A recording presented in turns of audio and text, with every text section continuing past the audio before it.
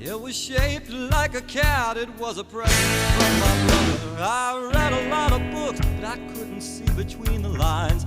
I'll have another cup of coffee if you don't mind. Well, there you go. We found Davis. Good morning, Davis. Good How morning, you doing, everybody. sir? Thank you. Oh, man. Thank you for interrupting your vacation to spend a little time with us here on the show. Oh man, no problem. No problem. I mean, it's the beach at wintertime, which gives you a little more free time than like if it was the beach in the summertime. I wouldn't be taking anybody's calls. I would just be in the water. But it's Nice. it's a mellower setting. Yeah. Which I did beach not are we know- talking I- about? Yeah. What? I'm at Grayton Beach, which Neat. is I don't part know of where it is. it's on 30A, and remember Mike West in Michigan, the Redneck Riviera. Nice. It's in Florida, Mikey.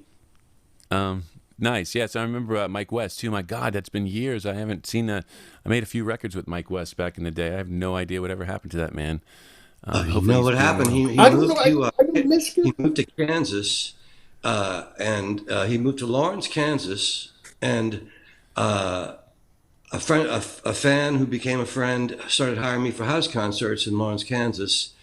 This was back in 2007, right after I left, or 2006, right after I left the Mouth. And he says at the second show, he's like, "Hey, can my friend Mike West play an opening set?" And I'm like, "Mike West, like Mike West, Mike West?" And he's like, "Well, he evacuated up here from New Orleans." I was like, "Hell yeah, man! I'd love to see him play."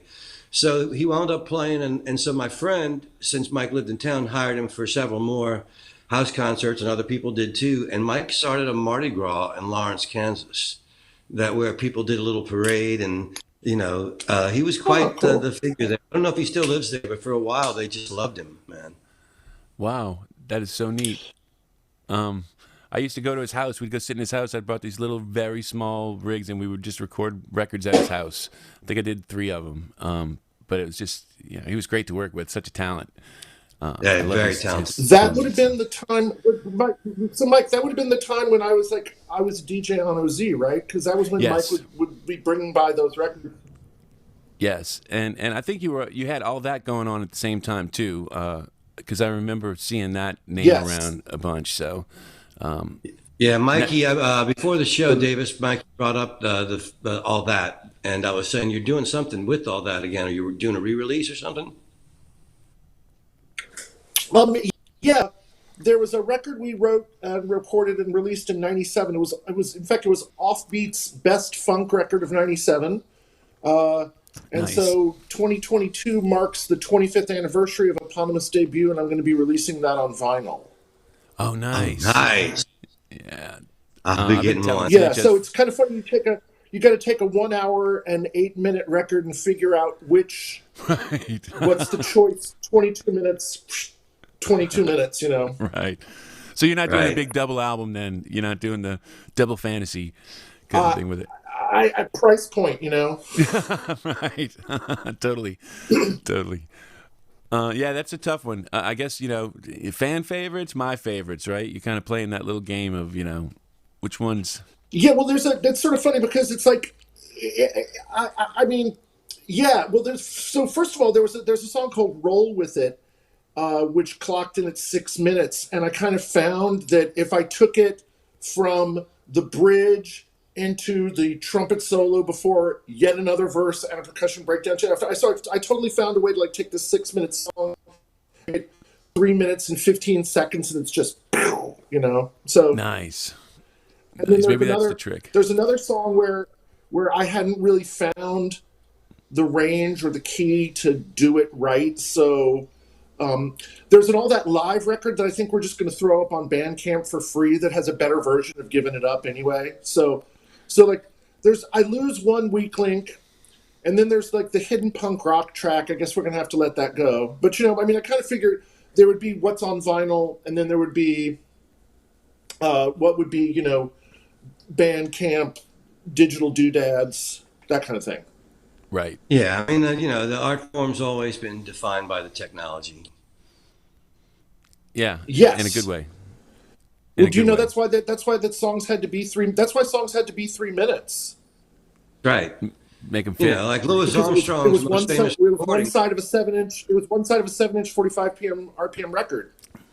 Right. It's like Louis Armstrong goes into the studio with the Hot Five, and the guy that's been playing a solo that lasts, until he says it's over, is told you got 8 bars and out, man. Right. Oh, Right. right. That's good. That's right. That's one side of a 78. Yeah. Right. Yeah. But and I'm thinking about the Ray movie, right, where he does What I Say, and they're like, well, we're gonna have to chop this up and figure out some kind of way to make a single out of it. So you want up, but he's like, don't you dare chop that up. So he wanted part one, part two of What I Say. I did not know Right. that's why they were part one and part two. Wow. Yeah, they had to. That's they one had of the to break it up. awesomest B-sides ever. Right. It's like, let's just keep going. We're just going to keep taking this a little further, let's keep going. Yeah. Rated was like, nah, no. I want all of that. I want all of it. So, very, very cool. So what else has been going on in your life, Davis? Like, what have you been up to? Ooh, married. Nice. Yeah, Mike. Paul was It's telling me been a that. I minute. didn't even realize that. Mike, yeah. So, married. We bought the house. Renovated it. Me and my wife now own the huge sprawling house, so it's a more functional thing in terms of getting stuff done there. Doing some teaching. I also with the Preservation Hall Foundation.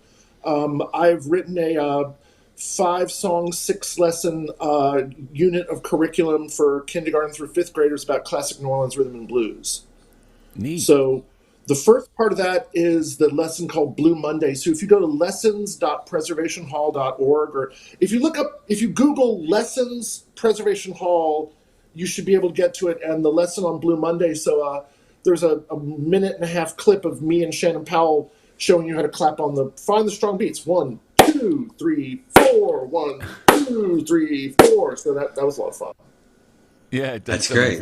I think you have the right personality for that sort of thing too, for sure. I could definitely see you in that role very easily. Oh yeah, man! Well, I love singing with kids. I love working with kids. I do not like disciplining 45 children at a time or writing behavior grades for 500 kindergartners. So, to make the transition from a music teacher to a teaching artist, it's like I want to be paid the same amount of money, but for like 1/10 of the time. Right. Nice work if you can get it. Yeah, absolutely. So that's working out then, the 1/10 of the time trick that you got going on. Yeah, well, this semester, yes, thanks to the New Orleans Tourism and Culture Foundation, trying to write a grant for the next semester, trying to find a home for it. So that was part of the Preservation Hall organization, and now I'm looking for another place to make that happen. But in terms of like making the ends meet, it's been great to do music teaching. And COVID, though, that shut all that down because you can't sing. Right. Sing with the kids, you might kill them. Right. So. Yeah, But both. so it's nice to be back. Now we're like in an outdoor space. We're in an outdoor space, and I'm like 20 feet away from everybody, and but it'll happen again. There's nothing. When you get like a good 50 kids in every little key that they sing in, all singing, Sunday morning, my head is bad. It's just that shit's magic, So Absolutely. That's great. Nice when it comes together. I can't even imagine that. That's so funny. I bet it sounds great. It's yeah. You gonna say something, Paul? So I'm looking. What if I turn? Hey, did that kill the volume? No, No. we hear you. Okay. We hear you just fine. Because what if if I pull up Paul right now on my phone, watch this. And is this thing going? Okay, now can you hear me? Yep. Yes. We hear you fine. Okay, and now I can see Paul. Oh, great! Now I can see you guys. Neat. Okay. Look at that. Okay, so Paul, if you point your phone Uh-huh. towards your screen, then I can see you guys because you're frozen on this. If I And now I point my can't hear phone, Paul. Is uh, Paul still frozen? Yeah, I think it's. I'm not, I think it's an I'm not internet Oh, frozen thing. on mine. Yeah, I think it's a data thing. That's what usually when we start having problems with things freezing. Usually when the data throughput. And Davis is going to join us, but he's on vacation. I see. No. It started. It's not running in real time, so that's Oh, I never mind. got you. All right. Gotcha. Yeah, no, yeah, it's way behind. I know what you love. I know what you guys' lovely faces look like. So you know. It was a NBC is lovely fun. plan, Anyway, buddy. that's a technical glitch.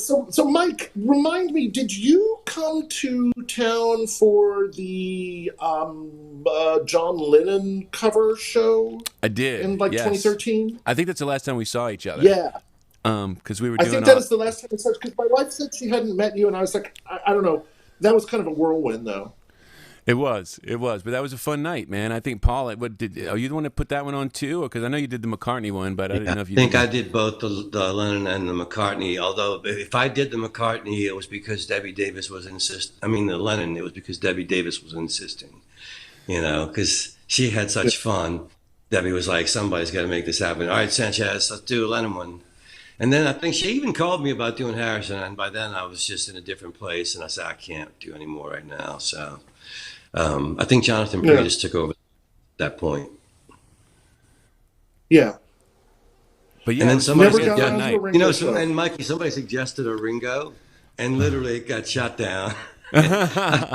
Felt bad for Ringo, man. Like, he had some good records. We could have done a Ringo. Would have had to have been a George. I think a Right. George and Ringo probably would have been sort of, unfortunately, probably better, because even George filling out a whole night, I don't know. I don't know. George had some great stuff, man. George, no, they managed to fill out a whole night with George, but yeah, I don't know, maybe a Billy Preston night. Yeah, that could be fun. But even him. Well, then you get I mean, into like- the whole debatable fifth Beatle argument, Well, yeah, and you didn't watch the special. I know you don't like it, but John's actually talking about having him as a fifth Beatle in the special. Yeah, in the Get Back movie. Oh, I never said I didn't like the special. Oh. My view on the special is I've not seen the special. Oh, well, there you go. Well, Paul said you didn't like the Beatles, so I didn't know. I said I didn't say he didn't like the Beatles. I said he wasn't much of a Beatles fan. I got you. I'm sorry. See What? So we didn't see. Paul didn't know. Then obviously you are a Beatles. Well, that's fan. what your post looked like when Carlos said he wasn't watching. Oh, thought you were- no. I just said I haven't seen it. I just said it was the thing that everybody was talking about. I grew up loving the Beatles, walked away from the Beatles, learned how to play music, and realized what incredible craftsmanship they have. I absolutely love the Beatles. We can talk about, did you guys see the Rick Rubin and Paul McCartney thing? Yes. Yeah, Paul I love McCartney, that. 3-2-1 or whatever that thing was. Yeah, 3-2-1, where they're like taking all the old reels and talking about stuff. Yes. Yeah. Yeah, we talked about that a bit, actually. It was fun because of McCartney's exuberance for work that was 30 years old, 40 years old. Yeah. Of course, Well, my you can favorite also thing was the tell bass it's playing. like Rick Rubin is such an infamous like dick, and he's got to be nice to Paul though. That was funny. Yeah, no kidding. So, You don't often Davis, catch Rick Rubin being polite and deferential. you are a little bit younger than me, but you grew up like I did, listening to what was on the radio and listening to pop and rock music. And then when did you start playing piano? When I was 17. Wow, you didn't start till you were 17. And then, so what got you into it, and where did that go? Well, I guess like I had large hands. So I mean, I had one lesson when I was in seventh. Okay, I played trombone in the McDonough 15 Elementary School band, and then I guess I just started teaching. I started to teach myself piano, and then when I went away to college, I went away to Reed College in Portland, Oregon, and kind of discovered how white the rest of the world was, and how the Grateful Dead was an organized religion, and how like the music that I sort of like when you're a kid, a teenager in New Orleans, you kind of take Professor Longhair for granted. But then when you take someone like me and put me on the other side of the continent, then it just sort of deepened my appreciation and desire to learn how to play that kind of stuff. Yeah, I totally understand. I mean, I remember being in other towns where nobody's heard of Professor Longhair, the Meters, any of that stuff. These bands just. The one band was playing a fucking Meters riff, and I'm like, "Oh, you guys know the Meters?" And they're like, "Who are the Meters?" And they'd ripped it off of something else that somebody is, and it's like, "Oh, you don't even know what you're fucking playing." Yeah, okay, that's whatever. There you go. But that's the way it's always. Well, not anymore because of the internet. But for the longest time, that was New Orleans. Like I was just explaining this to a friend in California. When I grew up, I thought all the songs that were hits in New Orleans were hits around the world. Like I learned to slow dance to Art Neville's All These Things, and I thought that must be what everybody's slow dancing to. And it was just a hit in New Orleans. There was a lot of records like that and a lot of artists like that who are Irma. like legendary to the Beatles, let's say. The kids in Liverpool couldn't wait to get to these guys' records, whereas in America they played the circuit down here and made a living. Right. And then you take for example Smiley Lewis. One Night of Sin becomes Elvis's One Night with You. Like all of Smiley Lewis's hits were like regionally big for him, but it was some other. It was a Caucasian from somewhere else that really took them and ran with them. Much to Dave Bartholomew's frustration. I bet. I can imagine. Although, did they get residuals and stuff from owning the songs, or did they not write the songs that they were? No, well, you see, Dave wrote the song, so Dave was doing all right, but he always wished more for Smiley, So Gotcha. Those are some great songs. An interesting one of those is if you see the Tennessee Williams, Elia Kazan Baby Doll, the film Baby Doll with young Walter Matthau. No. And Janet Leigh. Oh my God, this is a great movie. And it features shame on you, Miss Roxy, the Smiley Lewis song. And so this was going to be Smiley Lewis, and the movie gets banned by the Catholic League of Decency. Oh my God. Fuck. Which in retrospect, the Catholic League of Decency is like what? What? That's an ironic title, right? Yes. Yes. Jesus. And just the fucking the balls, the temerity it took to call themselves decent as they carried out their behind the scenes actions. Yeah, very funny. Sadly, not funny. Funny but not funny. No, that's not funny. Yes, the that's Lennon sad. night, man, that was a lot of fun. And yeah. That was at Tippatina's, I think, right? You guys have any of you guys played Tippatina's since it's? I just got back to New Orleans in 2019, right before COVID. And I have not played Tippatina's in probably a decade. Well, that was 2013. Was a little less than a decade. I'm thinking about the same thing too. So none of you guys have been there since because that's. Well, that's the thing about Facebook memories. The one thing that's good for is it reminds you how long it's been since you've done anything. And I have not played. I played 2011. I had my CD release party for the Real Davis at Tips, and the John Lennon and the George Harrison show were the last two things, or maybe some Treme stuff. But it's been 8 years. When you did that Treme stuff, I was in Nashville, and I was just so tickled to, we moved up to Nashville. It took 2 years before they even settled with us for our houses and stuff like that. So we were just stuck up there, And in the interim, Treme comes out, and the lead character's name's Davis, and I'm like, is this Dave? I don't know what's going on because I'm not in New Orleans. And it took me a little bit to figure out, oh, that is Dave. Oh, my God, how did this all... I had no idea how any of it all worked out. And I didn't want to ask you here necessarily because I was like, you're like, oh, that's old hat. We did that. But I had no idea how any of that stuff came together, and I thought it was fascinating and such a boon for so many new musicians in New Orleans. I had people calling me constantly, hey, can you give me a mix of this song? We're going to put it on Treme. And it was great. It was a great time. They were very respectful to the musicians. When they used somebody's song, they made sure that person had the rights to it. They wouldn't just use, some version from an old label that was going to keep the money. They would get, whoever, Art Neville, whoever, to come out and do it live on set. And then they could give them all the money for recording their song. and Right. it was Right. incredible Right. boon Well, to the economy. yeah. Everybody, and I will tell you that I can reveal at this point, 10 years later, the dark secret, because we always said that everybody got paid the same, Uh-huh. right? Right. Everybody got the same money. Fats Domino got a little more. Well, that's understandable. I actually can Yeah, understand that I mean, because I'm I could saying see. that's like Right. that's Yeah. Fats goes, you know what? I don't, facts. your little money there, that's not enough money for me. I'm used to playing in a bigger league than the rest of you kids. So sorry, I need a little bit more money to make this happen. 78 million records gets you a higher royalty rate than everybody else. Yeah. But no, like Alan Toussaint and Galactic and the Klezmers and Paul and we all got everybody got paid the same because they were like, we don't want any backstabbing, infighting, or gossiping about it, so everyone's going to get the same rate. Right. Right. So quietly, Fats got a little more, which is still totally understandable. He is the godfather of music Facts, Quietly, for fame. Fats God's gets a little more. Yeah. Yeah, like you said, 78 million records sold. It buys you a little yeah, bit. Even yeah. Alan can't touch him, so it's like, what are you going to do? But so how did it all come about? I mean, do you mind talking about it 10 years later? I mean, how did you even wind up involved? How did you become the main character? Was it were you dealing with a... I mean, I think it started with a review by John Swenson in Offbeat of one of your records, right? David Simon read it. Yes. Yeah. Okay. What record was that? Katrina hits.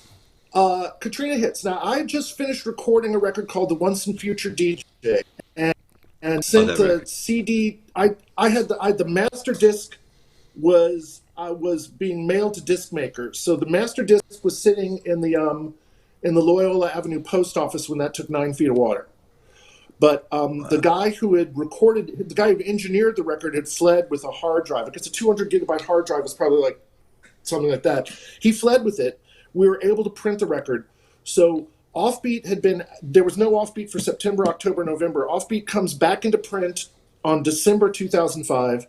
David Simon is in New Orleans researching for the show. He'd always wanted to do a show about New Orleans and New Orleans musicians, but never got any traction. And then all of a sudden with Katrina, kind of put New Orleans on the map. And he got a green light to work on a pilot. So he comes down to New Orleans, picks up Offbeat magazine, reads a review of my record, buys the record, and decides to base a character on me. This is called merit, which never happens in the music business, but here's the exception. So there you go. Nice. That's awesome. That's awesome, Davis. So right place, right time, basically, is sort of how it kind of played out. Yeah. He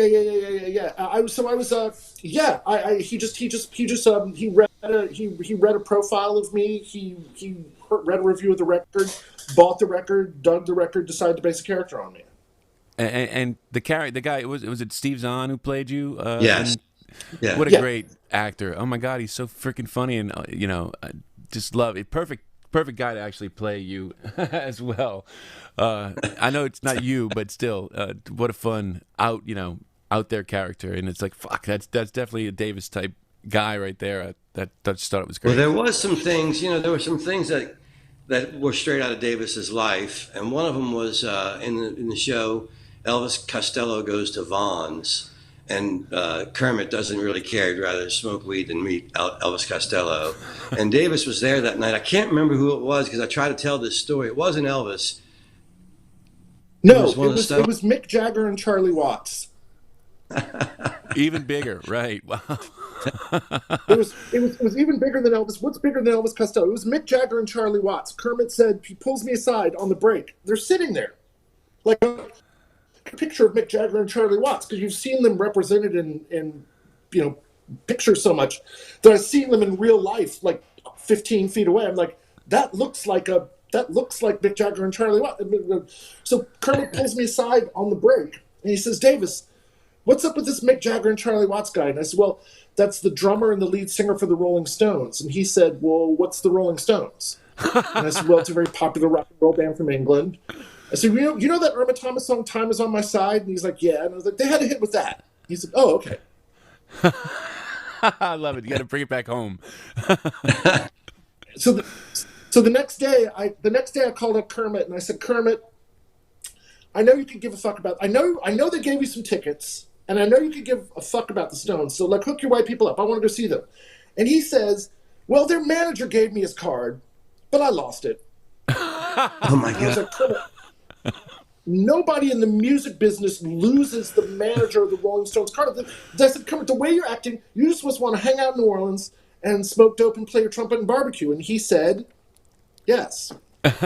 I used to do. Remember at House of Blues, Kermit used to do Sunday night, the little barbecue picking thing, or whatever, Sunday nights or whatever like that. And man, that was his fucking. He just loved that gig. It was a fun gig to do, but yeah, they were just tons of smoking weed, and they'd bring in barbecue for him on that night. And he literally just, I don't know if maybe he brought the barbecue. I don't know, but I'd go up to the green room and hey guys, it's about that time. Let's go ahead and play. The fucking thing's just nothing but pot and everything. And they'd come down there, and you never know how many people he was gonna have. Some days he had a full band. Some days he just had a few people. Whatever. Somebody would show up in the middle of the thing. They'd come up and play. It was at House of Blues, which I thought was, it was a lot of fun to be able to pull that off. At the time, when House Blues first opened, it was actually kind of cool and fun. It, it went corporate fairly quickly, about 4 or 5 years in, but before that, it was kind of fun, and we had you did a lot of cool things there until it became Sonny? whatever. Yeah. So yeah, Sonny just did Sonny- some with Earl King, right? I heard there was a special last week or something. He had a Earl King thing. Sorry, I missed it. Yeah, me Yeah, too. it was actually, a $50 ticket. oh, was it? No kidding. Wow. Which, Well, there were a lot God of bless. artists. Oh my God! If you're a guy like George Porter, like the amount of talent, it was like $1 a person for marquee list names. I just didn't have $50. Right. That's all. Yeah, no, I found out about it after the fact. Somebody called me and said, "Hey, did you do that?" I didn't even hear about it. I didn't know. So, got to keep my ear to the ground a little bit more and keeping track of what's going on. But it seemed like it was a fun time. I bet you it was awesome. I mean, Earl King songs were so much fun to play. My God, we picked up a few Earl King songs before I even knew it was Earl King, just because it was like, damn, the hooks in that. Just great riffs and hooks for a guitar player. It's like fucking Earl King was, the shit. And when I used to do him he'd come and play our stage at Jazz Fest all the time, and man, he had an energy to him that was just, he'd give you a look that could literally scare the shit out of the monitor guy. He had an intensity to him that was really a lot of fun. Loved Earl King. Yeah, no, he was one of the greats. Yeah, without a doubt.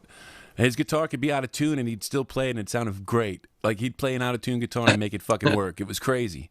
How Okay, the fuck so does he do you know that? how like a lot of the here's an Earl King and Key story for you.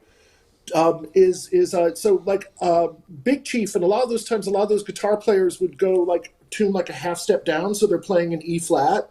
Uh-huh. But what happened is, so the riff to Big Chief is really easy to play in E flat because it's a lot of the black keys, right? Mm-hmm. But John Cleary tells me about when he did some stuff with Earl King when he just started out, when he just got to New Orleans, where Earl King had moved the song to E, and you had to play the Big Chief riff in E, not E flat, which just makes it impossibly hard unless you're a musical genius like John Cleary. So, Right, of course. John Cleary could figure out how to make it work. I could do that. Yeah, I'm sure you.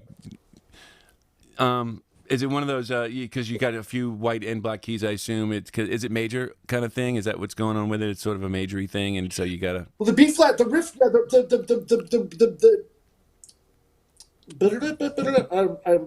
I have a piano in the other room, but the riff, it's kind of like it's from the B flat to the B flat using the black keys. Gotcha. So it just makes it's just something really easy to do with on the black keys, and to move it a half step down makes it a lot harder. But yeah, there was some Stevie Wonder songs that we were kind of picking up back in the day that were just so much easier because he also used a lot of the flat keys in his stuff, and on the flat keys it's fucking easy, but you move it to him, something that's not flat, and it's like it gets really really hard really quick to just have the groove that he's got going on. It's harder to get the groove happening. Sure. You understand as a keyboard player. Yeah. And then that gets into this thing where remember a saxophone player, Frederick Shepard, who played with Fats Domino and some other things? And Shep used to say, we would like say like, well, maybe we should do something in A or E. And he'd be like, "Oh, you're playing all them cowboy keys." I love it. Cowboy. Yeah, that's awesome. The And then he cowboy says, keys. For you, it's a fret. For us, it's a threat. That's awesome too. Yes. Funny. Of course, E and A. We, guitar players, we love E and A. Give us E and A all day long. Yeah, when and I G. first got out of Cowboy Mouth, I was playing songs in E&A all the time, and then the horn players were all like, "Man, you're trying to kill us. Can't you lower the half step or raise the half step? Something, And you're like, a half step's hard on guitar. Now I got to capo it halfway up the fucking fret to make it work. It's like I got to change the voicings and stuff. Definitely a different way of thinking. Guitar keys are what they are because they're easy there, but they don't really work for piano. Right, and horn keys. Horn keys are what they are because they're easy there. And for the keyboards, the flat third, if the flat third is a black key, then bling, bling, bling, it makes it really easy. So that's F, B flat, E flat, even G. Gotcha. That's why a lot of the piano blues are in keys where the flat third is black key, so you can slide it. Ah, yeah, makes sense. Yeah, very cool. So you can slide up to that major third if you want to. Nice. Exactly. Nice. Yeah, because we use those on guitar too, but they're easy because, like, you're right, guitar is just patterns. You can put them wherever you want for the most part. Unless you go to E flat. E flat's the fucking hardest one. It's like anything but E flat. Give me anything but fucking E flat on guitar. It is my least. It's a guitar player's least favorite. Right. There's no good voicing for E flat on guitar unless you tune the guitar down. That's why those like Earl King records won Lonely Nights and stuff like that. Earl King just tuned down a half step. Right. And a lot of rock players did that too. I mean, at some point in the 90s, guitar players started tuning down to C sharp and D just so that they could get that bigger sound and get down a little bit lower. Grungy so the singers, it was partially because the singers couldn't hit all those notes they had to hit, because that's the other thing, is that singing in E and A is tough. It's high, for those rock singers. Oh, so all those emo people. Yeah, so they can actually put it in a male voicing, and still have the deepness of, without having to go up the neck, was the whole thing. I'm so angsty. Right. Exactly. You don't have to be fucking Robert Plant to sing a song, when you're playing it in C sharp and D. It's kind of fun. And you really wouldn't want to. I wouldn't want to be Robert Plant, really. No? I like Robert Plant, actually. He turned out to be a really nice guy working with him. It was really kind of crazy and interesting that he is so sweet. Did you do stuff with him and Alison Krauss? No, but I did do his. I mixed his show for Jazz Fest. In order to release it, he was going to send it back to England to have the thing mixed or whatever, and they weren't going to have time because they were going to play it on the second weekend.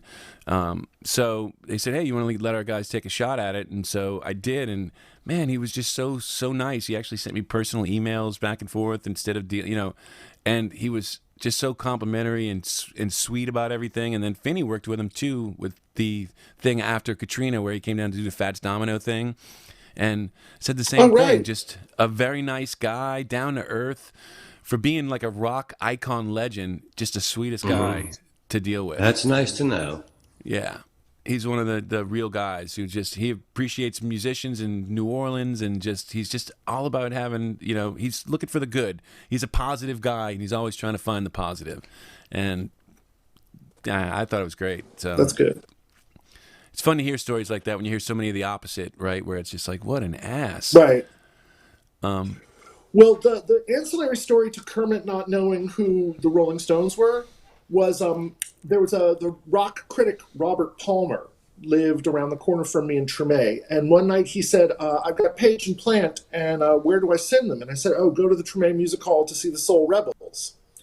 And that evening, I went into the Treme Music Hall, and there was Robert Plant on stage with the Soul Rebels and the singer, and they were going yeah yeah yeah yeah yeah yeah yeah yeah yeah. They were trading licks, and the singer from the Soul Rebels looks at me like, fuck is this guy? And I'm like, it's okay, it's okay.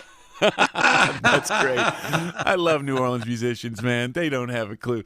What was it? Somebody was just they told me a story about it was with John. It was with Deacon John. One of the guys who plays with Deacon John. I can't remember the guys. I feel bad now. Oh, maybe it might have been Brian Stoltz, whoever was telling me this story. But Deacon wanted to add Voodoo Child to the set or something like that because he was looking for something for Brian. It was Brian Stoltz. So he was looking for something for Brian to kind of stretch out on or whatever like that. So he's like, well, we'll pick up Voodoo Child. So he talks to the guys in the band. He turns around and goes, hey, guys, we'll do Voodoo Child. And the drummer and the bass player look at him like, what the fuck is that?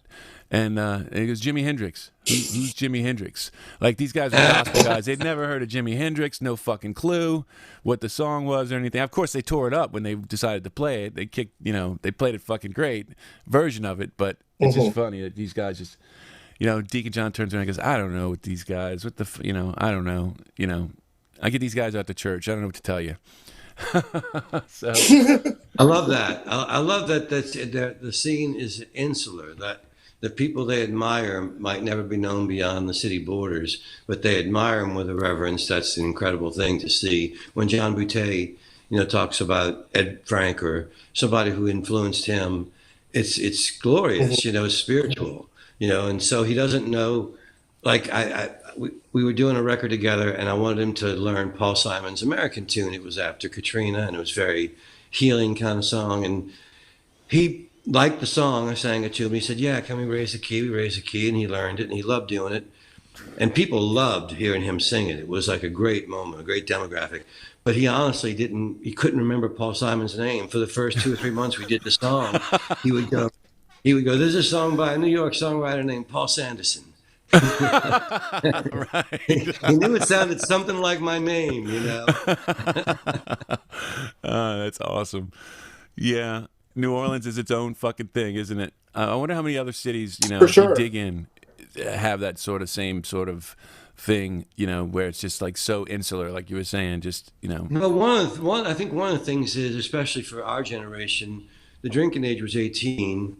And which meant you could start sneaking in at 16. And I remember Tyler's on Magazine Street used to have a boiled shrimp. And a booker used to play it, And at 17 years old, I didn't get how deep he was. But I was like, yeah, that's a great night. Go catch that guy and eat some shrimp and drink some Dixie, whatever the hell it was. So I don't know that happened. What's that? 10-cent oysters. Were they 10 cents? At time. Oh, man. The first sound gig I ever did was working for a band at Tyler's. We had a Tuesday night residency, a girl named Grace Darling, and we'd play every Tuesday. Okay. And that was my first sound gig. That's how I learned how to do sound, was doing her on Tuesday nights when I was 17 years old. And Tyler's was such a looked like a steakhouse, right? It didn't look like a fucking bar. It looked like some fancy steakhouse with the candles on the tables and stuff. What a fun place. Yeah. Fuck. I don't even know what happened to that. Jesus. When did that place go away? You just lose track of these things. Well, I mean, come on. There were so many cool places. Like, remember Benny's on Valence Street? Oh, yeah. That should have been in a movie. Katrina that got... That was like... Yeah. It was like you'd walk in and the studs were still in place and you'd be looking at the band through the studs, Well, Benny's was the place you went to after... And the band was Cyril Neville and the Uptown All-Stars with J.D. Hill, George Sarton, Cyril Neville, possibly Daryl Johnson, Willie Green. It was like half the Neville brothers and half some blues bands. But, Benny's, I'm being just a little bit younger than you guys. Benny's, what we would do is, my senior year at Ben Franklin, we would meet at the Tulane Rathskeller and copy each other's homework. And then we would go to the K&B, and then we would walk to Benny's to see some music. Man, it was so great. So 75-cent Bush long necks. Wait a second, you went to Ben Franklin? The joints were $3 a piece or 2 for $5. The Click'ems. You used to get them Click'ems. They put them in embalming fluid. No, I did not smoke with them. That I know of. So you knew the Click'ems were. So wait a second, you went to Ben Franklin? I spent a year. I went to Ben Franklin for a year. Like, I graduated '86, so it would have been '83, '82, '83, I guess. But Jesus, I lived we were out in New probably in the Orleans. same class. I graduated. You're class of '86. I am class of '86. Yeah, I'm and class of '85. no kidding. So we went So at we're the the same same time. generation. It's Paul that's the old man. Yeah, he's the old man. I'm the old guy. That's right. I own that. Yeah. I went to Franklin for 1 year, but I lived out in New Orleans East, and it was a fucking hour drive every day to get to Franklin, and then an hour drive home. I was getting home, so I hated it. And anyway, I talked my mom into, letting me go to Abramson, and then I got into the distributive education program, like that trade school thing or whatever. So I basically went to school from 8:30 to 10:30 every day. I had 3 or 4 classes, I can't remember, something like that. And so the rest of my high school years, it was it was awesome. I was like, dude, platoon system, I'm out of here. At Franklin, I was like getting up at 6:30 in the morning, getting home at like 5:30. It was like a full commitment. I was like, I hate this. Who needs to spend much time in school? For the love of God, and that drive home. Oh, forget it. Anyway. No, that was the old building. Yes, and I was at lived the on old Lower building. Line Street, so I was 4 minutes by bicycle. You're lucky. It's funny now is I live 2 blocks from the old building, and they've torn it down. They're turning it into something else now or whatever. But now I'm on Short Street, like 2 blocks down from where that building was. It was. Remember the fucking Blimpies across the street? The Blimpies across the street, and I loved that. I did have a fun time when I was there. It was just too much of a commitment. It was like, I can't do this. God, no, man, I wouldn't. No. When I taught music at Village de l'Est, which was back when you were back, it might have been Etienne de Boré. Gotcha. Yeah, I remember Village de l'Est. We stayed the fuck away from there. I was in Littlewoods out basically Bullard and Haynes. Well, before that I was like a block off Crowder for a long time, off Chef and Tour Highway and Crowder. Right. In one of the Castle Manor, But then anyway, yeah, I remember the skate country, that Village de l'Est, it would be like, man, there was like certain nights that it was like Vietnamese night. You didn't go on Vietnamese night because it was, you weren't invited on Vietnamese night. Yeah. There was white people night, Vietnamese night. It was kind of funny being out in the East because it was very, insular kind of thing. Is you go out to Village de l'Est. We got there to get jasmine rice, and we were allowed to go buy the jasmine rice. We had to get the fuck out. Get the fuck out. You're not invited here. You can't stay. Get the phone, go. Right. When I moved up to New York, and it's around the same time in 1985, 86, we were living in Bay Ridge, and I'd moved up there with a friend of mine who lived about a mile away in Bay Ridge. His name Rick Gernhauser. And so we like to play basketball. And so we go to the court because we've been shooting hoops, by ourselves. We go to the court, and it was just the oddest thing. The black guys played against the Italians and the Irish and the Greeks, and they didn't mix teams. They played with their ethnicity. So we were like, hey, man, can we get in the game? And one of the guys goes, well, what are you? I was like, well, we're from New Orleans. He goes, I don't know. I guess you can play with the Greeks. That's fun. So Sean Gwynn came and said about Benny's, remember JD and the Jammers? Remember JD? Oh, sure. Yes. Yes. And that's the first place I ever saw Walter Wolf in Washington was at Benny's too, man. That's a long time ago, but yeah. Wow. I remember, the hardest thing about Benny's was trying to get a drink. It really was. You'd get there, you're like, they got to figure this out. How are they not? They could sell so much more alcohol here. They just figured out a way to make it easier to get to the fucking bar. I mean, I used to. Well, the bar closed at sunrise, so you were going to get the drink eventually. Eventually, right? But that's the place we'd go after. You'd be out. You'd go watch a show or something somewhere, definitely. And then you go to Benny's after. I don't even know if they started. Right, music you didn't go there before midnight. Nah, right. I wondered if they even started playing before midnight. Didn't even go there before. Yeah, you didn't even go there before 2, really. Right. It was a late night. When oh man, yeah. Davis, do you know if they even played music before 2? I mean, did they just wait till about 2 in the morning to start playing music, or? To the best of my memory, though, I'm gonna say I think that there was maybe like a 10 o'clock set. There was like sets that were 10, midnight, and 2, maybe. Gotcha. So yeah, they just played and then a lot that of would be like an hour set and an hour break. Right. Yeah, you gotta love New Orleans. That's where I met Gerald Tillman. You remember Gerald Tillman, the keyboard player?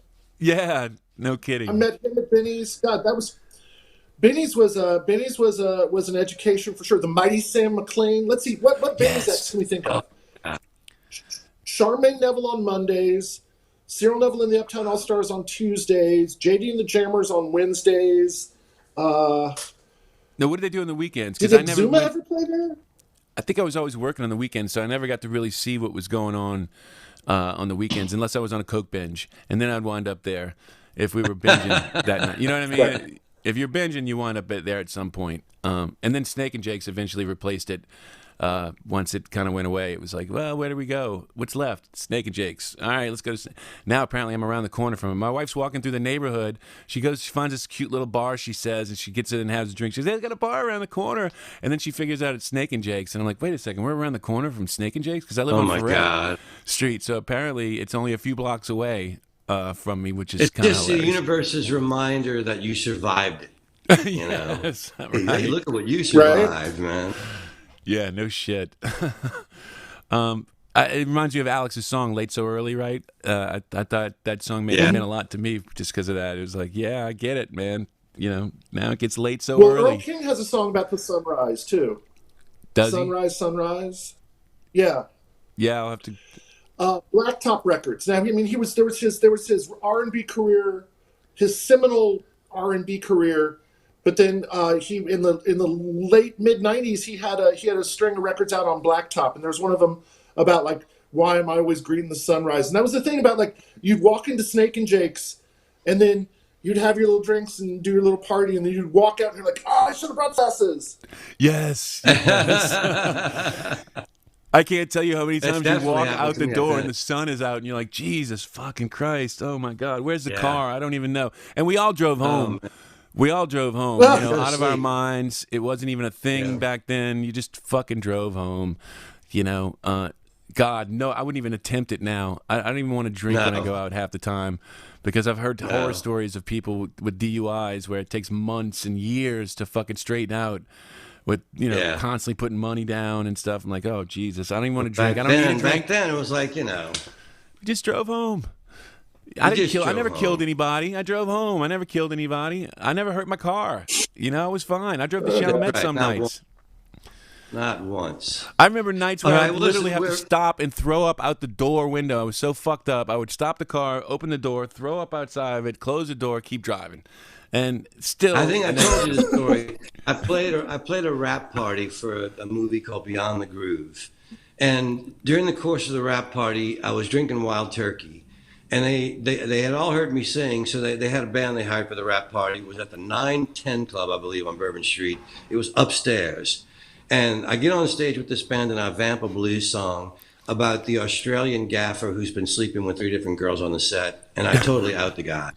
Each verse is about a different girl that he's sleeping with. And the girls are getting madder and madder, and he's standing there just smiling like a kid, just can't believe he's laughing his ass off. So I create this scene, and then I have to go home because I'm supposed to be catching a flight to LA the next day, and I'm really drunk.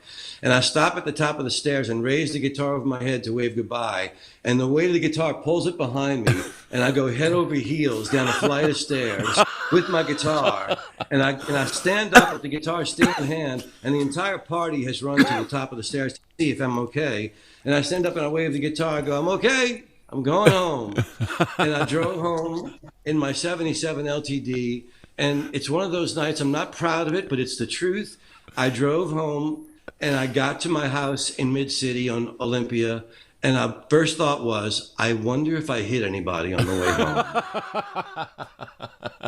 And then I got out of the car and fell to my knees and threw up on my neighbor's lawn and crawled to... Yeah, been there. And then the flights left without me for Los Angeles. I didn't make the flights to LA because I had alcohol poisoning like a freaking idiot.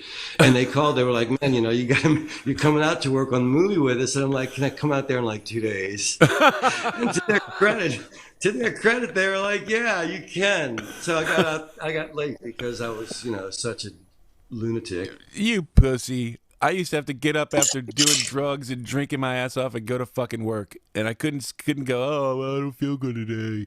I had to go to fucking work. Hey, there's plenty of times I did that. Not at that particular time, but there's plenty of times I did that. Gotcha. You want to go? Well, who's drunk with I will quote a Davis Rogan song called "Mr. Rogan, Mr. Rogan," which is about playing music all night and then teaching in the morning, right? Or about showing up to work drunk for your morning job.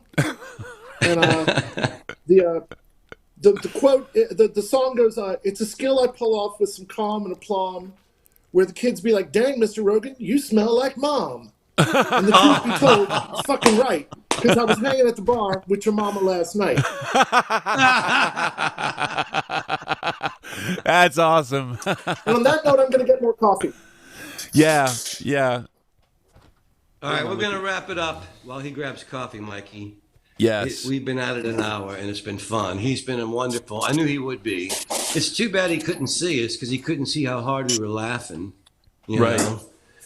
But he's a great storyteller. He's a New Orleans musicologist. He knows so much about this city's musical history. It's really quite impressive. I could see why David Simon became enamored of having him call. Agreed. We were just talking really nice about you. Yes. I heard that. I was just grabbing some more coffee. So if any of your listeners are out there and want to know, I'm playing at Chicky-Wawa next Wednesday. Neat. What time? Next Wednesday, I'm at Chicky-Wawa at 7 p.m. 7 p.m. See, that's an early show. It's good to tell people. Yeah. We're getting to the. I mean, I think it's making more sense for all of us these days to do these early shows. So Chicky-Wawa Wednesday, it's the first today. So Wednesday the 8th. It's the 8th. It's the 8th. A day that will live in infamy. Yeah. Yes. Pearl Harbor joke. Wait, that's not funny. Too soon? No, yeah, too Actually, soon. December 7th is Pearl Harbor Day. December 8th was the day John Lennon was 8th murdered. is the day John Lennon got shot. Yeah, and that will live in infamy. Right. But anyway, December 8th, Chicky-Wawa, 7 p.m., solo piano. Great. I wish I could be there, have a gig, but I'd love to see you do that. I love when you play solo. Same here, Davis. You won't see me because I'm going to be in LA that day doing a gig myself. But I would, I'm there in spirit. And please, reach out. I'm going to get Paul to give me your info, and I'll reach out to you today so you've got mine. And just reach out when you're playing. I'd love to come see you. Just come say hi. For sure, hang man. out. That'd be great. Absolutely. Same here. For sure, man. It's been too long. Absolutely. Thanks for doing the show, Davis. It was fun. It was a lot of fun. Yes. And You we'll bet, see man. you. Thanks We'll for see you having around New Orleans. Absolutely. We enjoyed the shit out of it. So thank you so much, man. And Yeah, to our man, listeners, maybe- go ahead. Say what you're going to say. Not a regular thing, but sometime I could come back. When I'm when I've got more bandwidth and I can see your faces and whatnot. That'd be good. That'd be Thanks fun. for having me, man. Yeah, we would love We'll that. do it again. And we'll see you guys again on Friday. We're actually doing 3 shows this week, people. So we'll see you on Friday. And thanks for tuning in. There you go.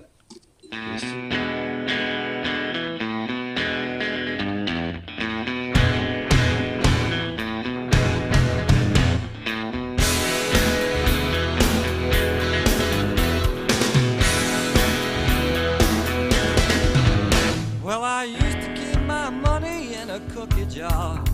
It was shaped like a cat, it was a present from my brother. I read a lot of books, but I couldn't see between the lines. I'll have another cup of coffee if you don't mind.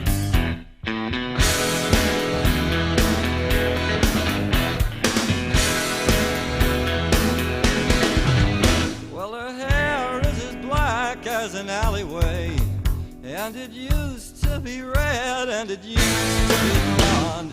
Truth is, her hair changes color all the time. I'll have another cup of coffee if you don't mind. I'll have another cup of coffee if you don't mind.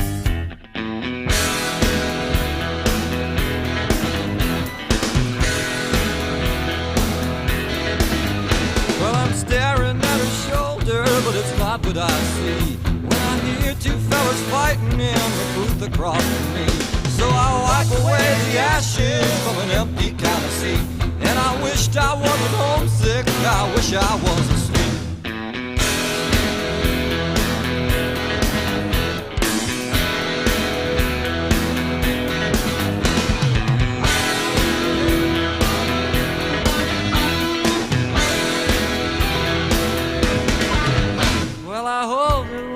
blanket up against my chin. And I need her like I need another pack of chewing gum. Well, we used to be like that, but now we're like this all the time. I'll have another cup of coffee if you don't mind. I'll have another cup of coffee if you don't mind. I'll have another cup of coffee if you don't mind.